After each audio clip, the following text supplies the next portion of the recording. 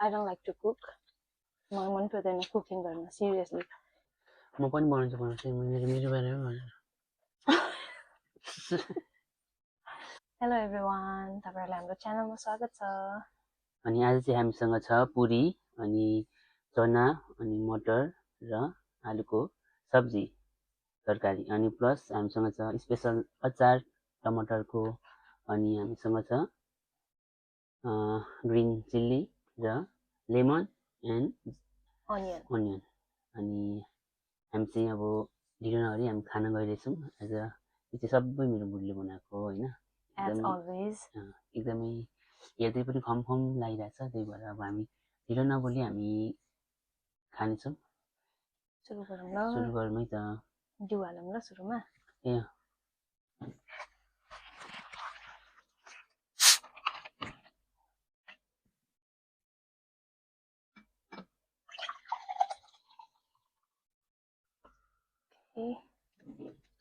अरू कुरा चाहिँ हामी अगाडि नै हाल्छौँ आज चाहिँ बिर्स्यो भने होइन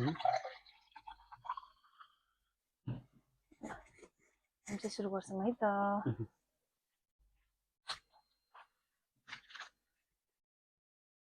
टेस्ट गर्नु कि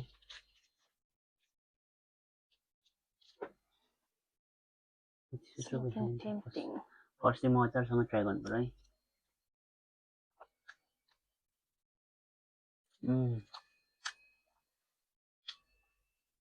एकदम मिठो छ है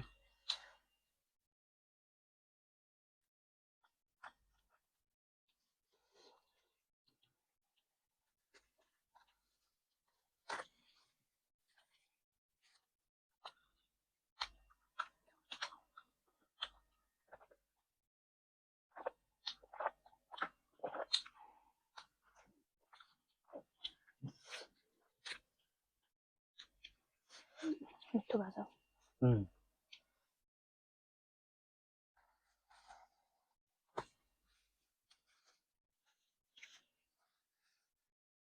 प्याज हालेर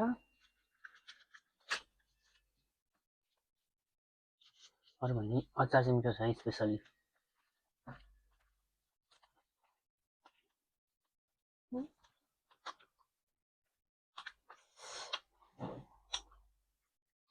यो चाहिँ अचारसँग टमेटो अचार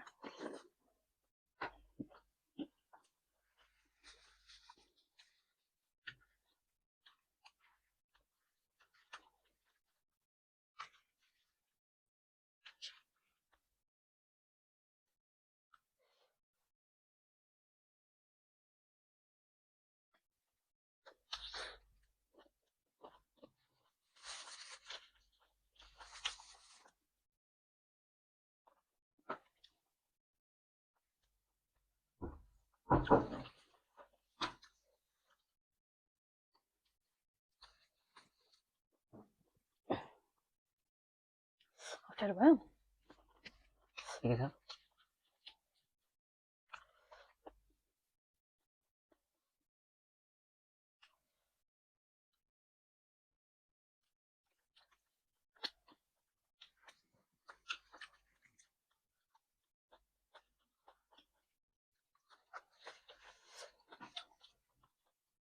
म खासै खोर्सानी टोकेर त खाँदिनँ बट ट्राई गरौँ न होइन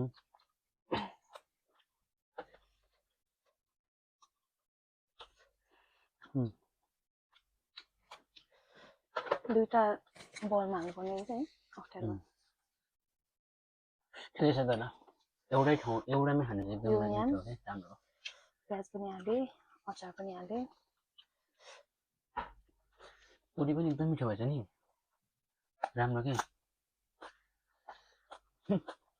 कस्तो यसरी सेप चाहिँ मिल्दैन सेप नराम्रो मलाई गोलै बनाउन नि आउँदैन अनि खानालाई गोलै हुनुपर्छ भन्ने पनि म प्रिफर गर्दिनँ होइन जस्तो पनि रोटी नै हो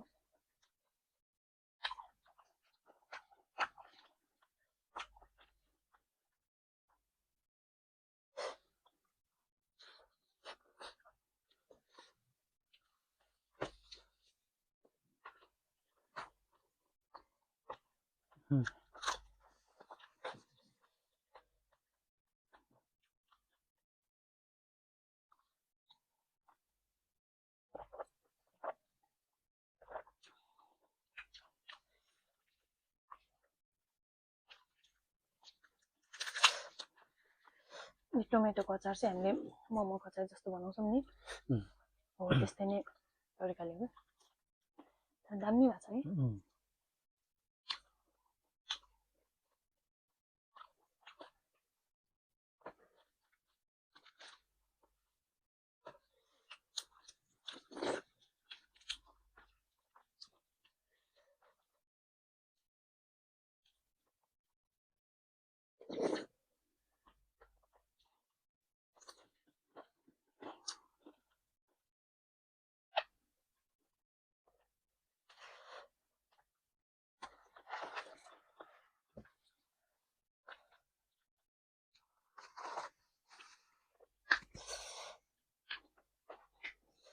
दामी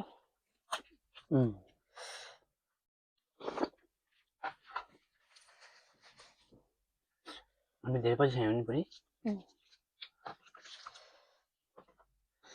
त्यस्तै कति निकै भयो होइन एकचोटि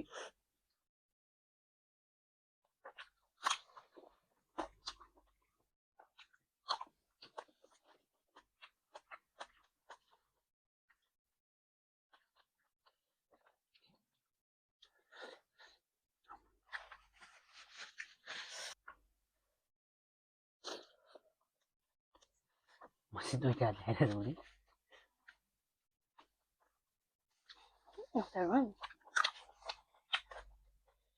अप्ठ्यारो त छैन तर पनि नि त होइन होइन त्यो अलि त्यता राख्नु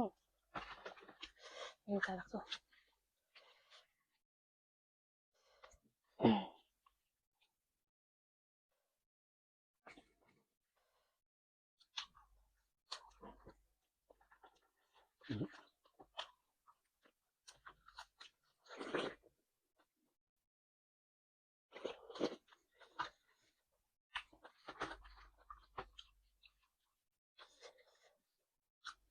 प्याजहरू नि हालेर खानु न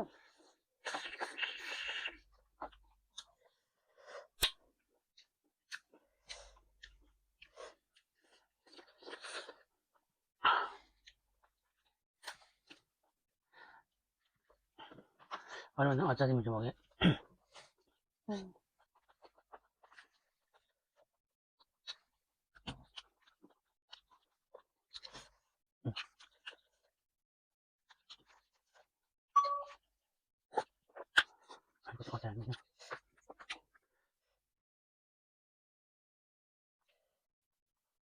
प्याज हालेर अनि तरकारीले नै मेरो खाने स्टाइल कि प्याज हाले तरकारी हाल्ने अनि त्यसपछि माथिबाट अचार अनि 1 बाइट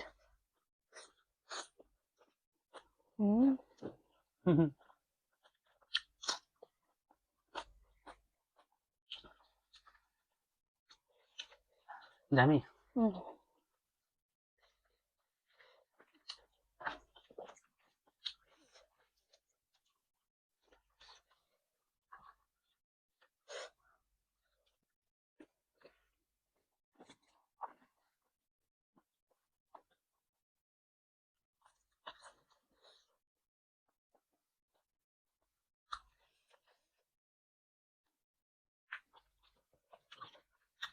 दिल खुस भोक लागिरहेको थियो भोक लागिरहेको थियो दिल खुस भयो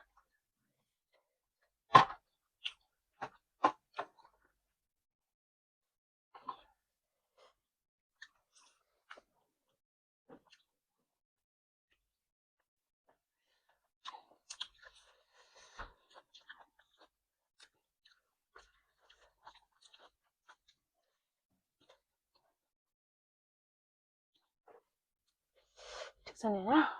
मिठो छ नि सबै एकदम तारिफ गरौँ म कसरी तारिफ तिम्रो मायाको गरौँ म कसरी कपिराइट आउला अहिले सजनीको गुनाह हुन्छ जसरी भनेको छ नि एउटा त्यस्तै हो मिठो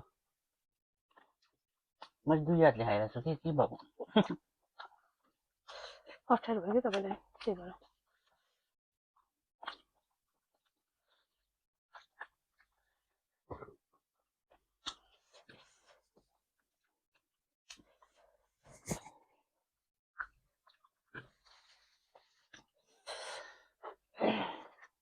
मोमोमा यो अचार भएपछि दामी हुँदैन बढी मोमोको जस्तै हो नि त बनाउने तरिका त किन अस्तिको राम्रो थिएन र अस्ति मोमो खाँदाको अचार राम्रो थिएन र आज पनि राम्रो छ त्यस्तै हो नि अनि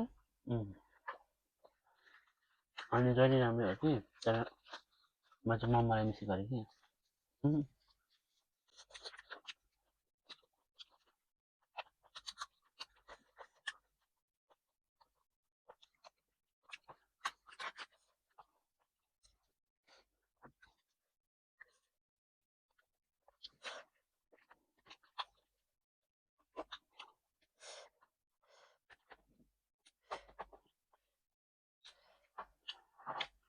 पर्सनली म मेरो आफ्नै कुकिङलाई रेटिङ गर्ने हो नि मलाई म आफैले बनाएको खानाहरू मन पर्दैन किन तर खै आजकल अलि मिठो मिठो लाग्नु लाग्यो अरे कहना क्या चाहते हो मिठो हुन्छ नि बढी तिम्रो पहिल्यैदेखि मलाई चाहिँ मन परेको किनभने पहिलादेखि म ससुराली जाँदाखेरि चाहिँ ससुराली नभई म जान्थेँ कि तर हाम्रो त्यस्तो बुझेको थिएन त्यतिखेर पनि म एकदम मिठो मिठो बनाइदिएँ मिठो लाग्छ भनौँ न त्यो त अनि पाहुना भएर आएपछि जसले पनि मिठो नै दिन्छ नि अभियसली बट म मेरो पर्सनल पोइन्ट अफ भ्यूले भन्नुपर्दाखेरि I don't like to cook मलाई मन पर्दैन कुकिङ गर्न सिरियसली म घरमा हुँदाखेरि पनि मेरो दिदीले मभन्दा धेरै मिठो बनाउनु हुने मोस्ट अफ द टाइम उहाँले नै कुकिङ गर्नुहुन्थ्यो नि म चाहिँ पालो राख्थेँ खाना बनाउनु नपरोस् भनेर भाडा चाहिँ म माझिदिन्छु ल भनेर पनि कतिचोटि कन्भिन्स गर्थेँ दिदीहरूलाई नभए हाम्रोमा चाहिँ रुटिन वाइज बनाउँथ्यौँ नि त खाना त्यही भएर पर्सनली मलाई चाहिँ कुक गर्न चाहिँ मन लाग्दैन होइन त्यहीमाथि झन् एक्लै भयो एक्लै खाने हो अरू कोही छैन भने चाहिँ झन् एक्लै भएपछि त जोस जागरै चल्दैन है खाना बनाउनु तर बनाएपछि एकदम मिठो बनाउँछ त्यो चाहिँ मैले भनेको होइन तपाईँहरूलाई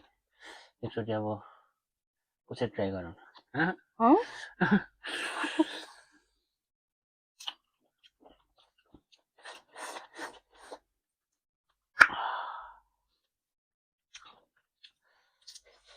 अनि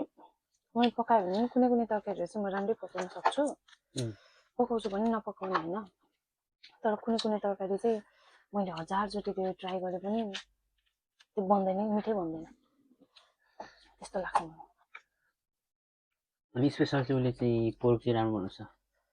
स्पेसल्ली मलाई किनभने मनपर्छ क्या उसको यो पोर्क पकाएको चाहिँ अनि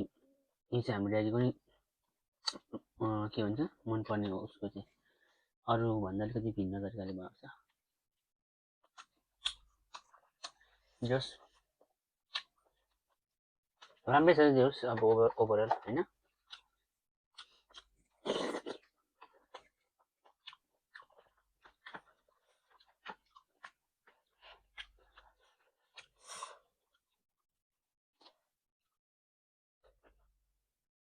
म पनि बनाउँछु मेरो बारेमा भनेर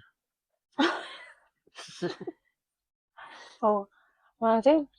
पकाउनुहुन्छ हि डज एभ्रिथिङ खाना बनाउनुदेखि लिएर कोठा सफा गर्नेदेखि लिएर सबै छ अलराउन्डर म गर्दिनँ भनेर कहिले पनि भन्नुहुन्न उहाँले सबै चिज गर्न आउँछ अनि म नढाँटी पनि भन्छु मैले भन्दा मिठो मैले भन्दा बेटर बनाउनुहुन्छ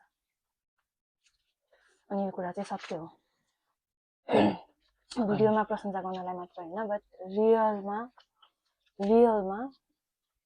मिठो बनाउनुहुन्छ मैले भन्दा नि त्यो चाहिँ मान्नैपर्छ एक्सेप्ट गर्नैपर्छ अब अहिले त उहाँको टाइम हुँदैन त्यही भएर भिडियोको लागि पनि मैले बनाएर खान्छु तर उहाँले कहिले बनाउनु भयो भने एकदम टेस्टी हुन्छ। Thank you so much.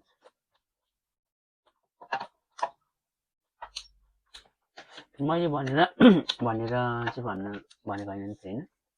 साँच्चै भयो यो कुरामा चाहिँ म लक्की छु कि इफ फ्युचरमा मलाई फ्युचरमा नि भन्नु पर्दैन, म बिरामी भइराख्नु नि पर्दैन,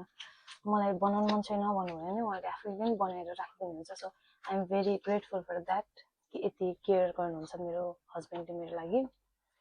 अनि यति धेरै वास्ता गरेर कहिले काहीँ म ड्युटीबाट आउँदाखेरि तरकारीहरू पनि बनाएर राखिदिनु भइरहन्छ, किनभने म बनाउनु अल्छी गर्छ, मैले खाना खाँदैन भनेर। सही हो कुरा। कोही बेला अब भनौँ न, अब म ड्युटीबाट आइरहेको हुन्छु र पनि उसको लागि भने चाहिँ म स्पेसल बनाइदिरहेको हुन्छु प्रायः, किनभने पनि अब राम्रोसित होइन थाकेर आएको हुन्छ, गरिरहेको हुन्छ।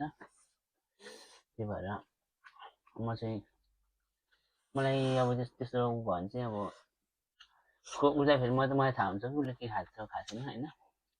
त्यही भएर पनि म चाहिँ रेडी गरेर राख्छु। अनि आएर भनौँ न खानुहोस् भन्ने हुन्छ। मलाई चाहिँ म धेरैचोटि भन्छु कि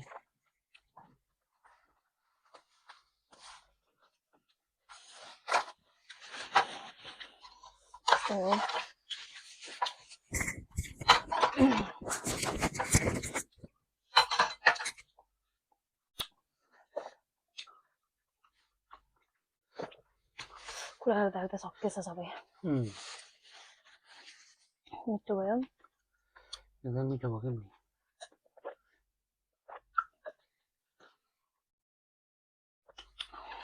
मिठो भयो अगाडि पनि। अब आजको लागि यति नै,